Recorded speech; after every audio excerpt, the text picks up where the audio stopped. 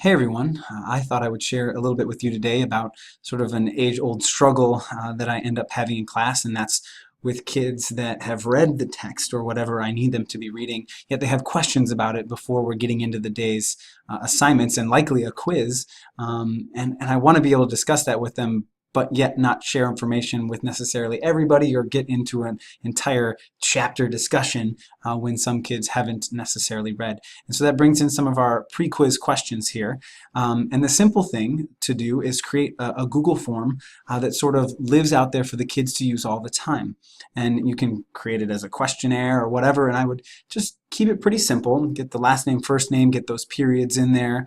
And then after that, maybe just a specific page number, because that says that the kid was actually looking at something or the student was referencing something particular, and then their question. And it really does pay to keep it simple because kids will more likely use that on the back end. And so once you have those, they would come in obviously to a nice little spreadsheet, and you'd be able to set that up so that it just emails you if a new one comes in. And before class, you could address that with the students or the student singularly. And it makes it for a much more productive conversation, but also a nice way out for students who are looking to get those questions answered and maybe engage with the text more, knowing that they can get some of their answers beforehand for those that might be struggling with reading a little bit.